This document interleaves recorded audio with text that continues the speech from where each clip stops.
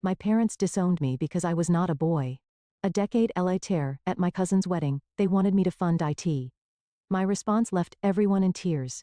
The wedding invitation sat on my desk like a ticking bomb, its gold-embossed letters mocking me with every glance.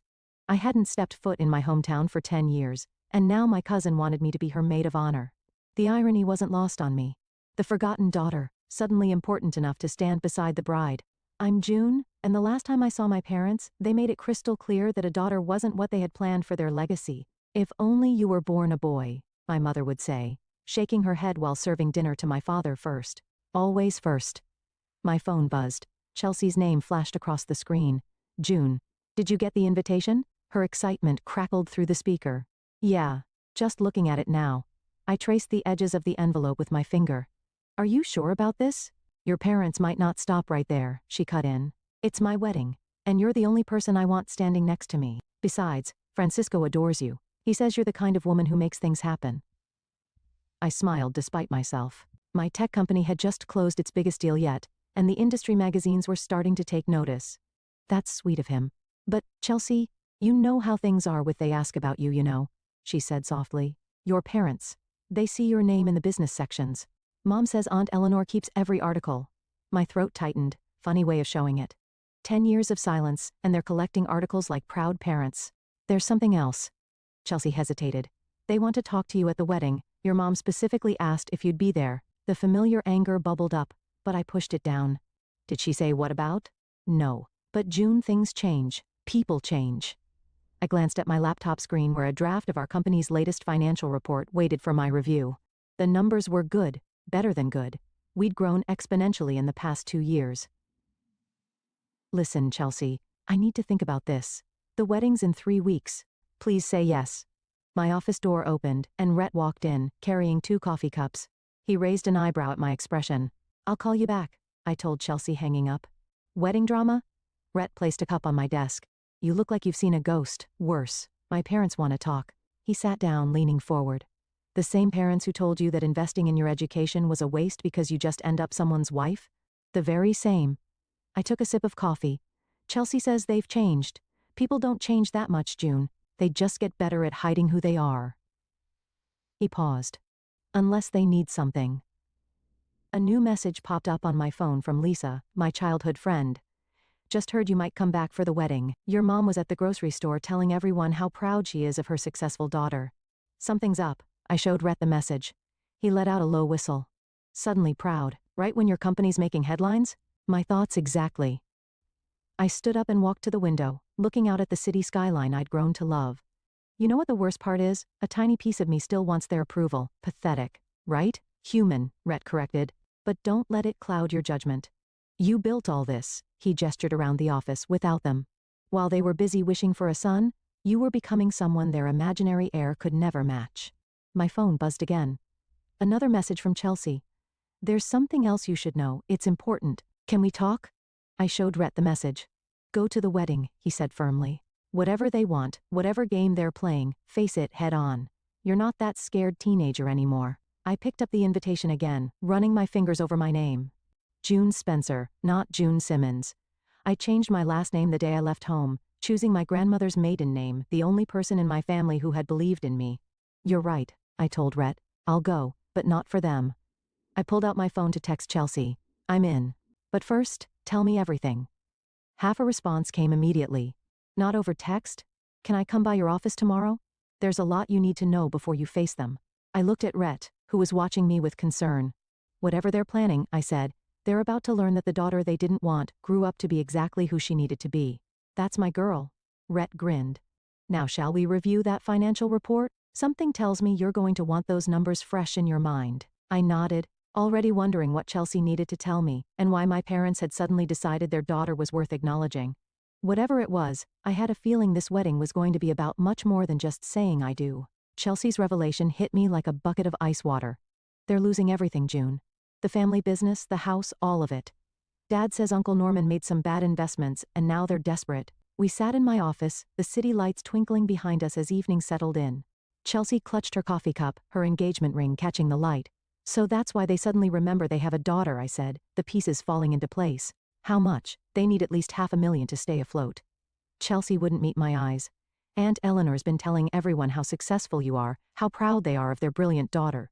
I laughed, but there was no humor in it. 10 years of silence and now they're proud?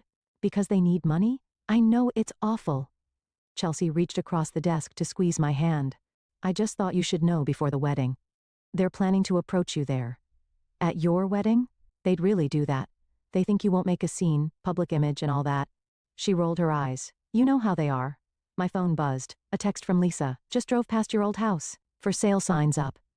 You okay? Does everyone know except me? I showed Chelsea the message. Small town, remember. But listen, there's more.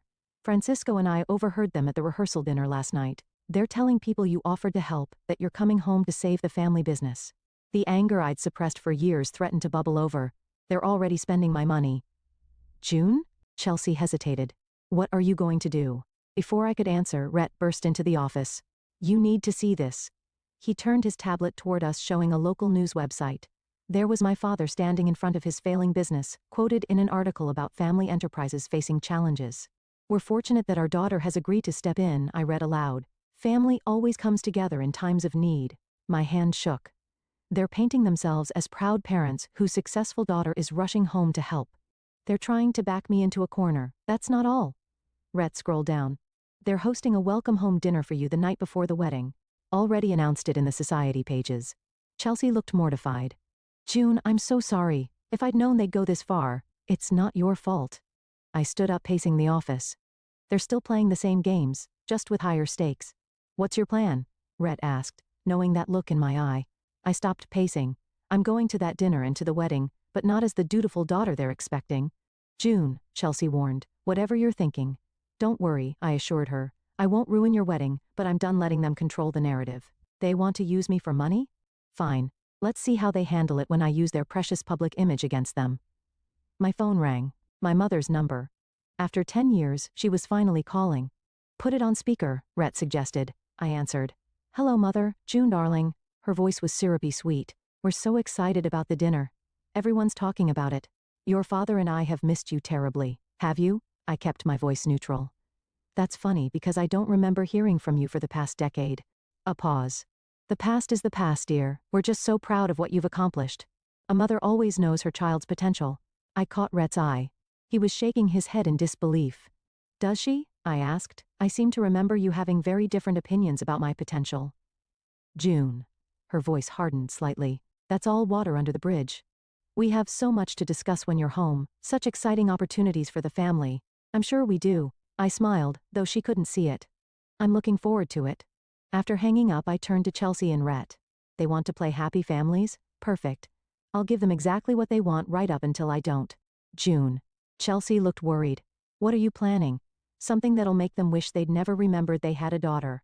I picked up the wedding invitation. But first, I need to make a few calls. If they want to talk about money, let's talk about money. Rhett grinned. Need any help? Actually, yes. I turned to Chelsea. I'm still your maid of honor, and I promise your wedding won't be collateral damage. But afterward, they're going to learn that the daughter they dismissed isn't just successful. She's learned how to play their game better than they ever could. As Chelsea left, Rhett stayed behind. You sure about this? They taught me one valuable lesson, I said, pulling up my company's financial records. Image is everything. It's time they learned how that lesson can backfire. The welcome home dinner was exactly as I expected, a carefully orchestrated show of family unity. My mother had arranged everything perfectly, from the fresh flowers to the strategic seating of influential guests. I wore my most expensive suit, playing my part. June, darling.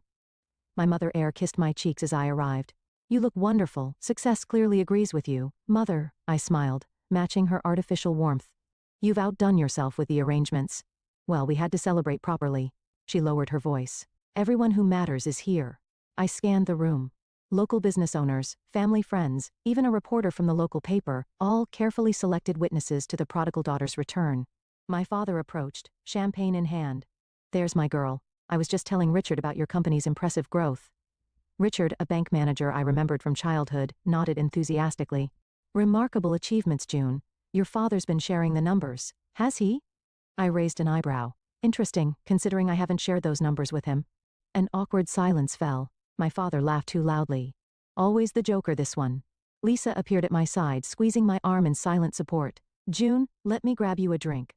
At the bar, she whispered, "They've been talking you up all evening. Your mom's practically glowing with maternal pride." 10 years too late, I muttered, accepting a glass of wine. "June," my father's voice behind me. "Could we have a moment in private?" I followed him to his study, the same room where he'd once told me that investing in my business education was pointless because no one takes women, executives, seriously. He closed the door. "You've done well for yourself. No thanks to you. Now, June," he straightened his tie, "let's not dwell on the past. We're family. Family supports each other, does it?" I sat in his leather chair, his chair, and watched him flinch. "Like you supported me? We may have made mistakes," he paced the room. "But we're proud of you now. And with your help, we could rebuild everything, make it a true family enterprise." "How much do you need?" He named the figure, larger than what Chelsea had mentioned. "That's a significant investment," I said carefully. "Investment?" He laughed. "June, we're your parents. This is about family, not business." "Everything's business with you, father. You taught me that." A knock at the door. My mother entered, closing it behind her. "Is everything settled? Our daughter seems to think this is a business transaction," my father said tightly. "Isn't it?" I stood up. "You haven't spoken to me in 10 years. Now you're hosting dinners, bragging about my success, telling people I'm coming home to save the family business, all without asking me first. We're your parents." My mother stepped forward. "We have a right." "To what? My money? The success you said I'd never achieve?" I moved toward the door. "You know what's funny? If you'd just called, apologized, shown any genuine remorse, I might have helped. But this?" I gestured toward the party outside. "This manipulation. June." My father's voice hardened. "Think carefully about your next move. Your reputation." "My reputation?" I laughed. "I built that without you, just like I built everything else you're trying to take credit for." "People are watching," my mother hissed. They expect what you told them to expect." "That's your problem, not mine." I opened the door but turned back one last time. "I'll see you at Chelsea's wedding. I'm sure you'll be proud to have your successful daughter give a speech." Their faces paled simultaneously. Back at the party, Lisa intercepted me. "You okay?" "Perfect." I smiled at the curious onlookers. "Just discussing some exciting family business opportunities." The reporter perked up. "Any comments about the rumored family enterprise expansion?" "Oh yes," I said clearly. "I'll be making a very special announcement at the wedding. Something that'll make my parents incredibly proud." My mother, who had followed me out, froze mid-step. "Really?" the reporter scribbled frantically. "Care to give us a hint?" "Let's just say," I raised my voice slightly, "it's about family legacy, about making sure the right people benefit from success." My father's hand gripped his champagne glass so tightly I thought it might shatter. Lisa whispered, "What are you planning?" "Justice," I murmured back, served cold with a side of karma. As I left the party, I heard my mother making excuses about my jet lag, but I didn't care. Let them spend the next few days wondering what I'd do. Let them taste the anxiety they'd fed me for years. The wedding was in 2 days, and I had preparations to make. They wanted their successful daughter to make a statement. I'd give them one they'd never forget. "You're doing what?" Rhett's voice crackled through my phone speaker as I paced my hotel room. "June, that's either brilliant or insane." "Maybe both," I said, reviewing the documents on my laptop. "The paperwork's ready. I just need to make it public at the right moment." Lisa burst into my room waving her phone. "Have you seen this?" She pulled up a local news article. "Local success story returns. Family reconciliation leads to business merger." "They're still pushing the narrative," I muttered, "even after last night. Your mom's been calling everyone." Lisa sat on the bed. "Damage control. Saying you were tired from travel, that everything's proceeding as planned." My phone buzzed. "Chelsea calling. June, are you sure about tomorrow?" "Don't worry about your wedding," I assured her. "The reception speech is when everything happens. Your ceremony will be perfect." It's not that she hesitated. "Your mom just called Francisco's parents. She's telling everyone you're making a major investment announcement during your speech." Rhett, still on speaker, laughed. "They really don't know when to quit, do they?" A knock at my door. Lisa opened it to find Francisco standing there looking concerned. "June?" He stepped in. "We need to talk. Your father cornered my dad at the rehearsal dinner. He's basically promised them a business partnership through you." "Of course he has." I closed my laptop. "They're trying to force my hand by creating expectations." "It's more than that." Francisco sat down. "They're leveraging these promises for immediate loans, using your supposed involvement as collateral." "What?" I stood up sharply. "That's fraud." "Only if you don't follow through," Lisa pointed out. "They're betting you won't humiliate them publicly. Watch me." I pulled out my phone, dialing my lawyer. Sarah, move forward with everything we discussed, yes, tomorrow. And contact the SEC about those unauthorized promises. After hanging up, I turned to Francisco. I need a favor. Can you make sure my speech is moved to right after dinner before anyone leaves? He nodded. Already done. Chelsea suggested it. Perfect. I opened my laptop again. Now about that charity foundation, the one you're announcing tomorrow. Lisa appeared at my screen. How much are you actually donating? Everything they asked for plus interest. I showed her the figures. But instead of bailing them out, it's going to help girls who've been told they're not enough. Rhett whistled through the phone. That's going to leave a mark, June. Francisco looked worried. They're going to lose everything. They already lost everything that mattered, I replied. They just don't know it yet. Another knock. This time, it was my mother. Lisa quickly closed my laptop as she entered. June, darling, we need to discuss tomorrow's announcement. She looked pointedly at my friends. Privately. Anything you have to say, you can say in front of them. She pressed her lips together. Fine. Your father's arranged everything. When you announce the investment, who said I'm announcing an investment? She faltered. But you must. We've already told everyone. That's your problem, Mother, making promises about money that isn't yours. We're your parents. Really? I stood up. Where were you when I needed parents? When I was building my company from nothing? When I changed my name because I couldn't bear to carry yours? She flinched. We made mistakes. No, I cut her off. Mistakes are forgetting birthdays or missing school events. What you did was systematic emotional abuse. And now you want to profit from the success I achieved despite you? You ungrateful. She caught herself, aware of our audience. Think about what you're doing. Your father's reputation will be exactly what he deserves. I opened the door. Now if you'll excuse me, I have a speech to finish. After she left, Francisco let out a low whistle. That was intense. Tomorrow will be worse, Lisa warned. Tomorrow will be justice, I corrected, reopening my laptop. Rhett, is everything set on your end? Press release ready to go the moment you finish your speech, he confirmed. Local and national media already interested. Good. I pulled up my speech document. Because tomorrow, my parents are going to learn that the daughter they never wanted grew up to be exactly who she needed to be. Someone who won't let them hurt anyone else the way they hurt me. Lisa hugged me. Want us to stay while you practice? No. I smiled. I've got this. 10 years of practice, remember? As they left, I looked at the speech one last time. Tomorrow, at my cousin's wedding reception, I would finally say everything I'd held back for a decade.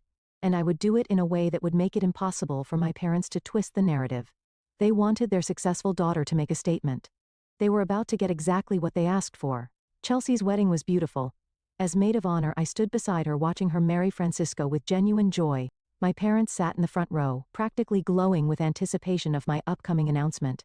The local newspaper photographer kept his lens trained on our family exactly as they'd planned. At the reception, my mother worked the room like a politician, dropping hints about the exciting family business news to come. My father huddled with potential investors, making promises he thought I'd have to keep. Lisa squeezed my arm. You okay? Never better. I watched the servers clearing dinner plates. Almost time. Francisco's father approached, beaming. June. Norman's been telling me about the merger plans. Brilliant strategy. Has he? I smiled pleasantly. How interesting. The DJ's voice cut through the chatter. And now we'll hear from our maid of honor, June. My mother practically pushed people aside to get a better view, her camera ready. The local reporter flipped to a fresh page in his notebook. I stepped up to the microphone, my hands steady. The speech I'd prepared felt like a weapon, loaded and ready. When Chelsea asked me to be her maid of honor, I was touched. Family hasn't always been. I paused, meeting my mother's eyes. Straightforward for me. The room quieted. My father's smile flickered. You see, I learned early that family isn't just about blood. It's about who believes in you when you have nothing, who supports you when you're told you're not enough. My mother's camera lowered slightly. Chelsea was there when I started my company, when everyone said a woman couldn't succeed in tech, when my own parents I let the words hang, watching them squirm. Well, let's just say they had different expectations. The reporter's pen scratched frantically. But today isn't about the past. It's about the future, about legacy. I pulled out an envelope. My parents have been telling everyone about an exciting business announcement. They're right, I do have one. My father sat up straighter, triumphant. Several investors leaned forward. I'm announcing the creation of the Spencer Foundation for Girls in Technology, funded with an initial endowment of $1 million, twice what my parents recently asked me for. The room erupted in murmurs. My mother's camera clattered to the table. This foundation will support girls who've been told they're not enough, who've been denied opportunities because of their gender. who've had to build themselves from nothing. My father half rose, but my mother grabbed his arm. Every year, we'll provide full scholarships to girls who dream bigger than their circumstances, who refuse to let anyone define their worth. I looked directly at my parents, who know that real family supports you without conditions. The reporter was practically vibrating with excitement. And to launch this initiative, I'm partnering with several women-led tech firms to provide mentorship programs. Because sometimes I smiled at Lisa, at Chelsea, at all the people who'd actually supported me. The family you choose is stronger than the family you're born into. I raised my glass. To Chelsea and Francisco, thank you for showing me what real family love looks like. The applause was thunderous. My father stormed out, followed by several confused investors. My mother sat frozen, her carefully crafted narrative crumbling around her. Chelsea hugged me, whispering, "That was perfect." The reporter rushed over. "June, can you comment on your parents' recent statements about a family business merger?" "I'm afraid they spoke without consulting me," I said clearly. "Any statements they've made about my involvement in their business ventures are incorrect. And the loans they've secured based on your supposed investment? I know nothing about those," I replied. "But I'm sure the relevant authorities will be interested in investigating any fraudulent claims." My mother finally approached, her face tight. "June, how could I what, mother? Help others instead of enabling you. Create something meaningful instead of bailing out your failed business. We're your parents." "No," I cut her off. "You're people who gave birth to me. Parents support their children. Parents love unconditionally. You've done neither." The reporter caught every word. Lisa appeared with my coat. "Ready to go?"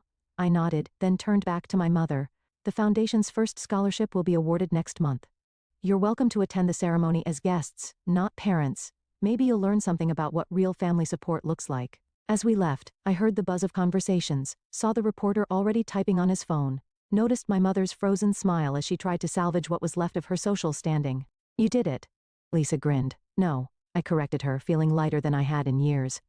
"We did it, all of us who showed me what real family means." Behind us, the reception continued, but the story everyone would remember wasn't about Chelsea's wedding.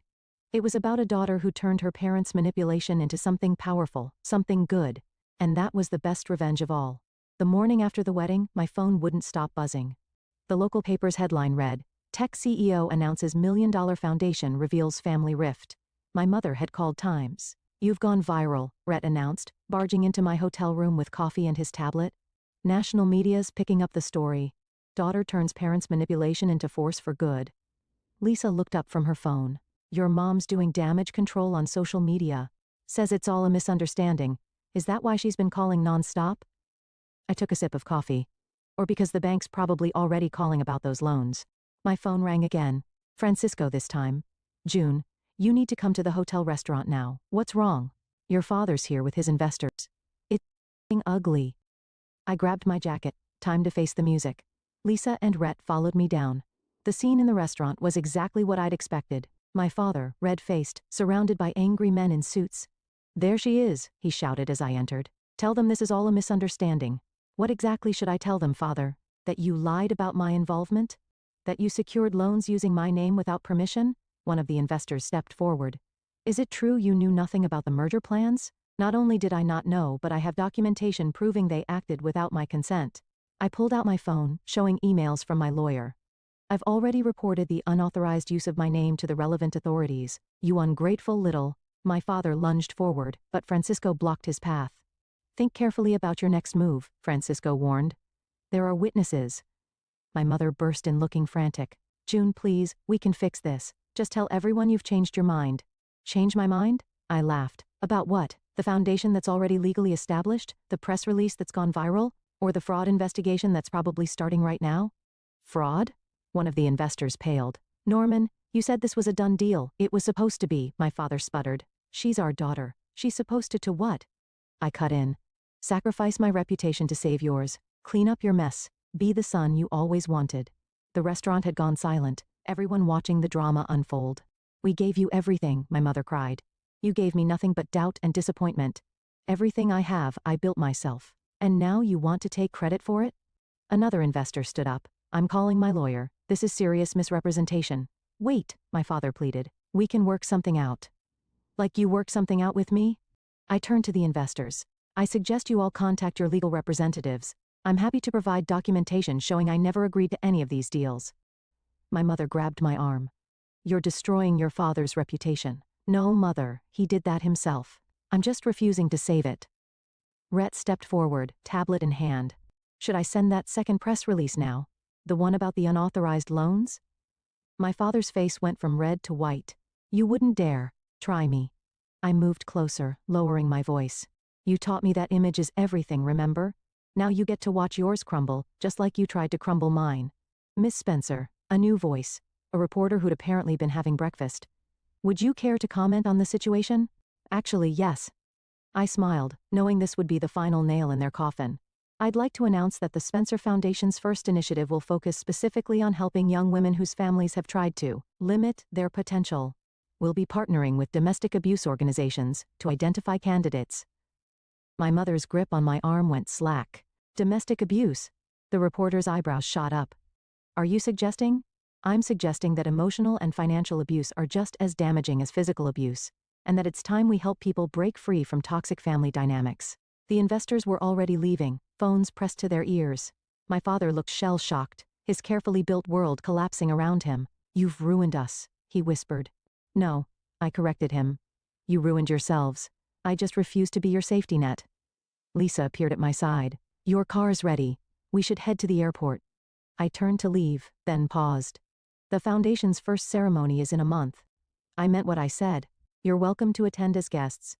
Maybe watching other parents support their daughters will teach you something. As we walked out, I heard my mother start to cry, heard my father trying to call after his fleeing investors. But for the first time in my life, their drama wasn't my problem. You okay? Lisa asked as we reached the car. Better than okay, I smiled, watching the hotel shrink in the rearview mirror. I'm free. 1 month later, I stood on stage at the Spencer Foundation's inaugural ceremony. The auditorium was packed with young women, their families, and media representatives. My parents' empty seats in the front row spoke volumes. Our first scholarship recipient, I announced, is Maria, a 17-year-old whose father told her that girls don't belong in engineering. Maria stepped forward, beaming. Her mother wiped tears from her eyes, clapping loudly. With this scholarship, Maria will attend MIT next fall. But more importantly, she'll know that her dreams are valid, her ambitions are worthy, and her gender is not a limitation. The applause was deafening. From the side of the stage, Lisa gave me a thumbs up. A commotion at the back of the auditorium caught my attention. My mother slipped in, looking smaller than I'd ever seen her. She took a seat in the last row, clutching her purse like a shield. I continued with the ceremony, introducing each recipient. Rebecca, who built a robotics program at her underfunded school. Sarah, who developed an app to help domestic violence survivors. Ashley, who the auditorium doors opened again. My father walked in, hesitating before sitting next to my mother. Their presence didn't feel like victory or defeat, just a footnote in a bigger story. After the ceremony, during the reception, Lisa nudged me. Your mom's heading this way? She approached tentatively, looking lost among the celebrating families. June, yes? Your father's business is gone, she said quietly. The house too. The investigators found everything. I know. I watched Maria hugging her proud mother. The local paper kept me informed. We're moving in with your aunt. She twisted her wedding ring. Your father's looking for work, but at his age, are you here for sympathy or money? I asked directly. Because I'm fresh out of both. I'm here because she glanced around at the happy families, because I watched that girl's mother hugging her, celebrating her dreams instead of crushing them, and I realized I never did that for you. No, you didn't. Is it too late? Her voice cracked. To learn how. Before I could answer, Maria bounded over. Miss Spencer, my mom wants to thank you personally. Maria's mother followed, radiating pride. What you're doing here? It's changing lives, showing these girls they can be anything. My mother watched this exchange, her expression unreadable. That's the goal, I smiled at Maria. To make sure no girl feels limited by other people's expectations. June, my mother spoke softly. Could I volunteer with the foundation? Learn how to support girls like I should have supported you. I studied her face, looking for manipulation, but finding only regret. The foundation always needs volunteers, but you'd be starting at the bottom. No special treatment, I understand. And father? She shook her head. He's not ready. Maybe never will be, but I need to do this for myself, for all the times I failed you. Rhett appeared with news updates on his tablet. The story's still growing. More companies want to partner with the foundation. We're getting scholarship applications from all over the country. My mother turned to leave, but I caught her arm. Thursday mornings, that's when we train new volunteers. Don't be late. Her eyes welled up. Thank you. As she walked away, Lisa whispered, Are you sure about this? No, I admitted. But this foundation is about breaking cycles. Maybe it's time to break this one too. The reception continued around us. Girls taking selfies with their acceptance letters, parents hugging their daughters, dreams taking flight. My father had left already, unable to watch this celebration of everything he'd fought against. Maria's mother approached again. Your parents, are they proud of all this? My father isn't, I said honestly. My mother is learning to be, but the real pride? I gestured to the room full of celebrating families. It's watching parents like you support your daughters without condition. That's what this foundation is about. Well, we're proud of you, she said firmly, all of us. Later as we packed up, Rhett showed me more news updates, my father's business collapse, the investigation findings, the community's reaction. Karma's real, Lisa commented. Maybe. I watched my mother helping clean up, trying to find her place in this new world. But so is growth. If she's genuine about learning, then this foundation will have changed one more life, Rhett finished. I looked around the auditorium, now empty except for echoes of joy and possibility. My revenge had transformed into something bigger than family drama. It had become a force for change. Ready to go? Lisa asked. Almost. I took one last look at the stage, just remembering something my father used to say about legacy. Turns out he was right, just not in the way he meant. We left together, leaving behind the weight of old expectations and carrying forward the promise of new beginnings. The Spencer Foundation's office buzzed with activity as I reviewed applications with our team. My mother sat at a volunteer desk, carefully organizing candidate files. 3 months of showing up every Thursday had earned her a regular position, though some staff still watched her warily. June. She approached my desk hesitantly. You should see this application. I took the file reading the girl's story. 16, brilliant at coding, parents refusing to support her dreams, history repeating itself. Her situation. My mother's voice wavered. It's like looking in a mirror, isn't it? The difference is she'll get support. I pressed the approval stamp on the application. That's why we're here. Lisa burst into the office waving her phone. Your father's on the local news. She pulled up the video. There he was being interviewed outside his new job. A junior position at a small firm. I lost everything, he said to the camera, because I couldn't accept that times have changed. My daughter, he paused, looking directly at the lens. She proved me wrong about everything. Turn it off, I said quietly. He's been asking about you, my mother ventured, watching all the foundation's progress. Good for him. I turned back to the applications. Rhett walked in with Chelsea and Francisco. Surprise inspection. We brought lunch. And news, Chelsea added. We're having a baby. A girl. The office erupted in cheers. My mother hung back, uncertain of her place in this celebration. Have you told your parents? I asked Chelsea. Yes. And she hesitated. Uncle Norman asked if you'd be the godmother. He said, and I quote, she'd teach her to be strong. The room went quiet. My mother dropped a stack of files. Did he now? I kept my voice neutral. Interesting timing. He's changed, June, my mother said softly. We both have. Watching you build this, help these girls. It's shown us everything we did wrong. Mom, I finally looked at her directly. You've proven you want to change. You show up. You do the work. You face your mistakes. But him? One TV interview and a message through Chelsea doesn't erase everything. I know, but the office door opened again. My father stood there looking uncomfortable in his off-the-rack suit. What are you doing here? I stood up. I came to apply. He held up a volunteer form. To learn, like your mother has. Lisa moved protectively closer to me. Rhett crossed his arms. Why now? I demanded. Because I was wrong. He stepped forward, about everything. About you, about women in business, about what makes a legacy worthwhile. He gestured around the office. This is worth more than any business I ever built. It's not that simple. I know. He placed the volunteer form on a desk. I'm not asking for forgiveness. I'm asking for a chance to learn, to understand, to do better. Like Mom has, she's braver than me. Always was. Took me losing everything to see that. He looked around at the application files. Each of these is a girl I would have dismissed, like I dismissed you. Chelsea stepped forward. June, remember what you said at the foundation launch about breaking cycles? I picked up his volunteer form. Bottom rung. No special treatment. One mistake, one attempt to take credit or control, and you're out. Understood. And the godmother thing? I meant it, he said quietly. You're everything I should have been proud of from the start. I handed the form to my mother, put him in next Thursday's training group, regular volunteer track. He nodded, turning to leave. Dad? He stopped. Why did you really come? Because watching you succeed despite me made me realize I didn't fail as a father because I had a daughter. I failed as a father because I couldn't see how lucky I was to have you. The office remained silent as he left. My mother wiped her eyes. Well, Rhett broke the tension. Shall we eat this lunch before it gets cold? As everyone gathered around, I watched my mother explaining procedures to new volunteers. Through the window, I saw my father get into his modest used car, such a change from his former luxury sedan. You okay? Lisa asked. You know what? I smiled, looking at the approved application in my hands, the girl whose parents didn't believe in her. I really am, because this was never about revenge. It was about change, and sometimes change has to start with us. Chelsea hugged me. So about that godmother thing, let's see how Thursday's training goes first. I laughed. One step at a time. The foundation office hummed with activity, applications being processed, dreams being supported, cycles being broken. My parents were learning slowly what they should have known all along, that true legacy isn't about control or expectations. It's about giving others the chance to soar.